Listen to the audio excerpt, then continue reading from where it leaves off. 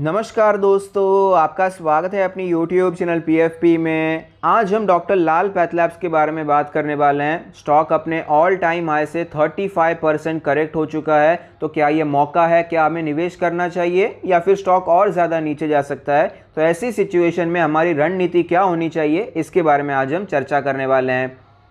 Company के quarter results आ चुके हैं। Net sales year on year basis पे 9.84% ऊपर गए हैं। नेट प्रॉफिट में 40% की गिरावट देखने को मिली है। एबिटा भी 20% नीचे आता हुआ नजर आता है। तो क्लियरली रिजल्ट्स अच्छे नजर नहीं आते। रेवेन्यू ऊपर गया, नेट प्रॉफिट नीचे गया, लेकिन उसका एक रीज़न है। डॉक्टर लाल पैथलैब ने रिसेंटली सब अर्बन डायग्नोस्टिक को एक्वायर किया है। तो जो एक्विजिशन के कॉस्ट होते हैं उसकी वजह से आपको नेट प्रॉफिट में गिरावट नजर आती है। अगर ये कॉस्ट हम हटा देते हैं तो अर्निंग्स हमें रीजनेबली डिसेंट देखने को मिली है। एनालिस्ट का माने तो सब अर्बन का जो एक्विजिशन किया है वो डॉक्टर लाल पैथलैब के लिए लॉन्ग टर्म पर्सपेक्टिव के हिसाब से बहुत ही ज़्यादा इंपॉर्टेंट रहने वाला है, क्योंकि कंपनी अभी पैन इंडिया कंपनी बनना चाहती है, एक्सपांड करना चाहती है। तो उसके लिए सब अर्बन का जो एक्विजिशन है वो बहुत ही इंपॉर्टेंट रहने वाला है। करंटली अगर बात करें तो डॉक्टर लाल पैथलैब की जो डिपेंडेंसी है दिल्ली एनसीआर में ज़्यादा देखने को मिलती है, लेकिन रेगुलर जोग्राफिकल एक्सपांशन से वो डिपेंडेंसी कम होती भी नजर आई है। फिलहाल जो कंट्रीब्यूशन रहा है Q3 में वो 34% का रहा है। आगे जाकर ये मानना है कि 34% से ये कंट्रीब्यूशन कम होकर आपको 30% के आसपास होता हुआ नजर आ सकता है। कंटिन्यूसली यहाँ पर जोग्राफिकल स्प्रेड हमें इंप्रूव होता हुआ नजर आता है। डिजिटल इन्वेस्टमेंट्स यहाँ पर हमें बढ़ते हुए नजर आते हैं। तो डॉक्टर लाल पैथलैब में ग्रोथ काफ़ी ज़्यादा एक्सपेक्ट की जा रही है। और वैसे भी ये जो ऑर्गेनाइज्ड प्लेयर्स होते हैं वो अनऑर्गेनाइज्ड पैथोलॉजी से कंटिन्यूसली मार्केट शेयर छीनते जा रहे हैं। तो आगे के जो फॉरवर्ड प्रोस्पेक्ट्स हैं काफ़ी अच्छे नजर आते हैं। लेकिन यहाँ पर एक की पॉइंट रहने वाला है वैल्यूएशन। स्टॉक का जो वैल्यूएशन है बहुत ही आया है। अभी कोविड के टाइम पे क्या था, टेस्ट बहुत हो रहे थे। कोविड के टेस्ट भी एक नया टेस्ट आ गया था, उसकी वजह से भी कंपनी के रेवेन्यू प्रॉफिट ऊपर जा रहे थे। तो महंगे वैल्यूएशन पे स्टॉक ट्रेड कर रहा था, लेकिन फिलहाल वो सब कुछ हमें वापस जाता हुआ नजर आता है। वैल्यूएशन यहाँ पर फिलहाल सस्ते हो रहे हैं, लेकिन इतनी ज़्यादा गिरावट के बाद भी जो FY23 के अर्निंग्स के एस्टीमेट है उसके हिसाब से स्टॉक अब भी 60 के पी रेशियो पर ट्रेड करता हुआ नजर आता है। और एक और रिस्क है, सब अर्बन का जो यहाँ पर एक्विजिशन किया है वहाँ पर एग्जीक्यूशन रिस्क को भी अभी कंपनी एक्सपोज्ड है। एग्जीक्यूशन रिस्क क्या होता है? हम लोग प्लान बनाते हैं, ये बिजनेस प्लान है हमारा, हम एग्जीक्यूट करते हैं, हमने जैसा सोचा था वैसा वो नहीं हुआ, तो ये एक एग्जीक्यूशन रिस्क हो जाता है। तो फिलहाल ये भी एक रिस्क हमें दिखाई पड़ता है। कंपनी के फंडामेंटल रेशियोज के बारे में बात करें तो रिटर्न ऑन इक्विटी 23% है, जो कि एवरेज के साथ ही चल रही है। ROC 30% है, जो कि एवरेज के साथ ही चल रही है, जबकि 5 ईयर एवरेज से तो ये आपको नीचे आता हुआ नजर आता है। नेट प्रॉफिट मार्जिन के बारे में बात करें 18.4% है, जो कि आपको इंप्रूव होता हुआ नजर आया। कंपनी पर कोई कर्जा नहीं है। डेट टू इक्विटी रेशियो 0 है, तो ये मेरे हिसाब से बहुत अच्छी बात है। कंपनी के फाइनेंशियल ट्रेंड के बारे में बात करें, रेवेन्यू प्रॉफिट्स लगातार ग्रो होते हुए नजर आए हैं।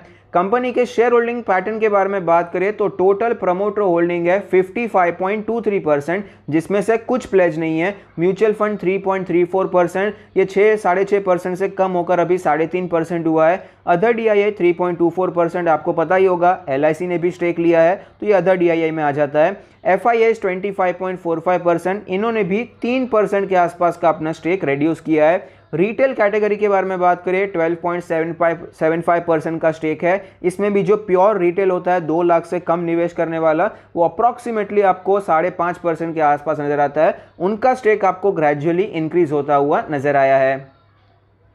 एनालिस्ट के बारे में बात करें तो 18 एनालिस्ट ने स्टॉक को कवर किया, जिसमें से 16% का मानना है कि खरीदारी करनी चाहिए। हायर साइड पे 4800 का लेवल बताया जा रहा है, 69% का अपसाइड। मीडियन है 3080 के आसपास, 9% का अपसाइड। और लोअर साइड पे तो 1900 के भी नीचे का टारगेट है, 33% की और गिरावट देखने को मिल सकती है, ऐसे कुछ एनालिस्ट का भी मानना है। 24,000 करोड़ की मार्केट कैप है, एक मिड कैप कंपनी है। 2889 का लास्ट डेट प्राइस है, 61 का PE रेशियो है। इसका PE रेशियो एक्चुअली बहुत महंगा हो गया था, वैल्यूएशन इतना महंगा हो गया था कि सस्टेन करना मुश्किल था। हाई ग्रोथ होती है तो अलग बात है, लेकिन यहाँ पर ग्रोथ उतनी हाई नहीं थी, वैल्यूएशन हाई हो चुका था। अभी स्टॉक में गिरावट हुई है तो वैल्यूएशन आपको थोड़ा सा कूल ऑफ होता हुआ नजर आया है, लेकिन अब भी ये वैल्यूएशन आपको थोड़ा सा प्रीमियम ही नजर आता है।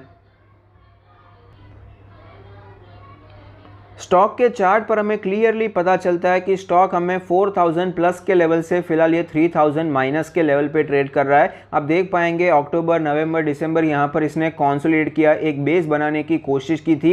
ये बेस आपको टूटता हुआ नजर आया। 200 डेज का मूविंग एवरेज यहाँ पर एक्चुअली 3 बार सपोर्ट लेने के बाद ब्रेकडाउन देखने को मिला, तो ब्रेकडाउन भी बहुत ही स्ट्रांग था।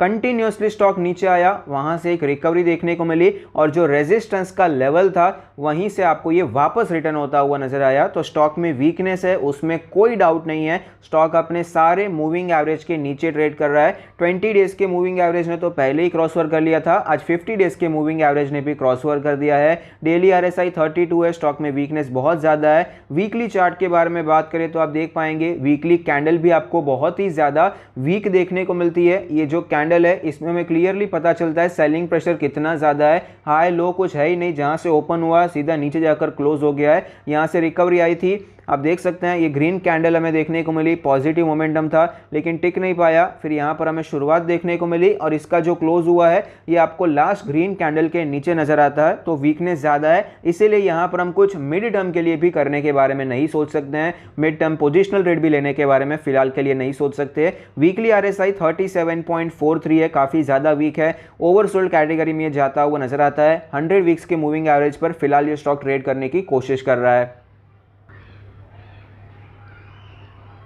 स्टॉक में फिलहाल वीकनेस दिखाई पड़ती है, उसमें कोई डाउट नहीं है, लेकिन अभी इंपॉर्टेंट सपोर्ट कौन से हैं? तो इंपॉर्टेंट सपोर्ट्स के लिए हमें थोड़ा लॉजिकली देखना पड़ेगा। स्टॉक आप देखिए यहाँ पर क्रैश होता हुआ नजर आया, ये मार्च का क्रैश था, उसके बाद रिकवरी आई, यहाँ पर थोड़ा टाइम स्पेंड किया, फिर ब्रेकआउट देखने को मिला। फिर ये एक जोन था जहां पर रीजनेबली गुड अमाउंट स्टॉक ने स्पेंड किया, फिर तेजी आई, फिर यहीं से सपोर्ट लेकर जो पुराना रेजिस्टेंस था वहां से सपोर्ट लिया और वापस तेजी देखने को मिली। तो स्टॉक ने टाइम कहां पर स्पेंड किया है? इस जोन में रिलेटिवली ज्यादा टाइम कंपनी ने स्पेंड किया है, स्टॉक ने स्पेंड किया है। ये भी आपको ओवरऑल ट्रेंड ऊपर ही था तब भी, लेकिन यहां पर फिर भी थोड़ा सा कंसोलिडेशन देखने को मिला। तो इसका जो हायर एंड है वो हमारा सपोर्ट हो जाता है, वो है 2650 का लेवल। तो पहला सपोर्ट जो चार्ट पर नजर आता है वो है 2650 का लेवल। और जिस प्रकार की आज यहां पर क्लोजिंग हुई है, वीक का कैंडल तो ऑलरेडी क्लोज हो ही चुका है, तो इस प्रकार से तो 2650 कोई यहां पर बड़ी बात फिलहाल के लिए नजर नहीं आती। ये इंपॉर्टेंट सपोर्ट था, यहीं से बाउंस आया था और यहां पर एक ब्रेकआउट हुआ था। तो ऑफ कोर्स 2650 पे पहला एक्यूमुलेशन करने के बारे में सोचा जा सकता है। और ये जो दूसरा लेवल है ये सीधा 2000 का लेवल है, लेकिन मैं अभी फिलहाल ये नहीं कहूंगा कि स्टॉक आपको 2000 तक आता हुआ नजर आएगा, क्योंकि पहली बात तो ये है कि यहां से अभी इतना नीचे आया है, ऑलरेडी इतना नीचे आया है, तो यहां पर कुछ कंसोलिडेशन करेगा, एक अच्छा खासा बाउंस भी आपको देखने को मिल सकता है, वापस आपको ये बुल रन कंटिन्यू करता हुआ नजर आ सकता है। ये एक पॉइंट है। दूसरा लॉजिकल पॉइंट ये है कि यहां पर बीच में कहीं पर भी ये सपोर्ट ले सकता है। 2000 तो लोअर एंड है, लेकिन बीच में आप यहां पर देखिए, यहां पर भी आपको डबल बॉटम टाइप बनता हुआ नजर आया। ये था 2100 के आसपास का लेवल, 2200 के लेवल पर भी आपको मल्टीपल टाइम्स यहां पर सपोर्ट्स देखने को मिले हैं और आपको 2300 पर भी रेजिस्टेंस नजर आते हैं, जो कि अल्टीमेटली अभी फिलहाल के लिए सपोर्ट की तरह काम करते हुए नजर आएंगे। तो इस रेंज में दूसरा इंपॉर्टेंट सपोर्ट कहां बनकर आता है ये बताना फिलहाल के लिए मुश्किल है। तो हमारा फोकस फिलहाल के लिए रहेगा 2650 के लेवल पे। बाय चांस अगर ये लेवल टूट जाता है, जिसके चांसेस मुझे अभी पर्सनली थोड़े से कम नजर आते हैं, बाय चांस ये अगर तोड़ भी देता है तो नीचे कौन से प्राइस लेवल पे कुछ ऐसा प्राइस एक्शन बनेगा, तो वहां पर हम एक्यूमुलेट करने के बारे में सोच सकते हैं। कंपनी के पॉजिटिव्स के बारे में बात करें तो फंडामेंटल्स अच्छे हैं, ग्रोथ अच्छी है और कंपनी एक्सपांड कर रहा है। तीनों ही बहुत अच्छे और स्ट्रॉन्ग पॉजिटिव्स हैं फंडामेंटल एनालिसिस के हिसाब से। ये पॉजिटिव्स कंपनी में होना बहुत जरूरी है अगर आप इन्वेस्ट कर रहे हैं। नेगेटिव्स के बारे में बात करें, FII DII अपना स्टेक रिड्यूस कर रहे हैं, रिटेलर अपना स्टेक बढ़ा रहे हैं, ये दो नेगेटिव हो गया। शेयर होल्डिंग पैटर्न के रिलेटेड ये लॉन्ग टर्म के हिसाब से बहुत ज़्यादा मायने नहीं रखता है, ये थोड़ा बहुत डिक्रीज इंक्रीज चलता रहता है। टेक्निकल्स एक्सट्रीमली वीक चल रहे हैं, ये ट्रेडर्स के लिए इंपॉर्टेंट हो जाता है। इन्वेस्टमेंट पॉइंट ऑफ व्यू से ये मेरे हिसाब से इतना ज़्यादा रिलेटेड नहीं है। प्रीमियम वैल्यूएशन ये ऑफ कोर्स इन्वेस्टर्स के लिए बहुत इंपॉर्टेंट है, तो प्रीमियम वैल्यूएशन पे स्टॉक ट्रेड कर रहा है। 60 का PE रेशियो सस्ता नहीं है, लेकिन अभी ऊपर इतना चला गया था ना, 80 90 के आसपास चल रहा था, तो अभी 60 सस्ता लग रहा है, लेकिन अभी थोड़ा सा प्रीमियम ही है। अगर ये 40 के आसपास आ जाता है तो और भी अच्छी बात होती है। इसके लिए ज़रूरी नहीं है कि आपको स्टॉक में गिरावट देखने को मिलेगी, टाइम करेक्शन देखने को मिल सकता है। जनरली जब अच्छी कंपनीज ब्रेकडाउन देती है, एक अच्छे सपोर्ट को तोड़ देती है, उसके बाद स्टॉक कंटिन्यूस कंटिन्यूसली गिरता नहीं है उसके बाद आपको स्टॉक में टाइम करेक्शन देखने को मिलता है। स्टॉक ने ये ब्रेकडाउन किया, उसके बाद कुछ ऐसा चलेगा, यहाँ पर आपको ये थोड़ा थोड़ा करके 5-10% नीचे आएगा, इस प्रकार का टाइम करेक्शन दिखाई पड़ता है। एक आध दो क्वार्टर भी कई बार यहाँ पर निकल जाते हैं, तो उसमें कोई बड़ी बात नहीं है। वैल्यूएशन आपको टाइम के साथ भी थोड़ा सस्ता होता हुआ नजर आ सकता है। तो अभी फिलहाल हमें करना क्या चाहिए? शॉर्ट टर्म के लिए वीक है, अवॉइड करना चाहिए। मिड टर्म के लिए वीक है, अवॉइड करना चाहिए। मैंने आपको चार्ट पर उसका रीजन भी बता दिया। लॉन्ग टर्म के लिए आप खरीदारी करने के बारे में सोच सकते हैं। एग्रेसिव बाइंग तब करनी चाहिए जब आपको बेटर वैल्यूएशन नजर आते हैं। जिस वैल्यूएशन पे आप यहाँ पर इन्वेस्ट करने के लिए कंफर्टेबल है, तभी आपको थोड़ा सा एग्रेसिव होकर खरीदारी के बारे में सोचना चाहिए। आई होप आपको ये वीडियो पसंद आता है, आपके इन्वेस्टमेंट और ट्रेडिंग डिसीजन में आपको ये मदद करता है। Thank you, stay happy, happy investing.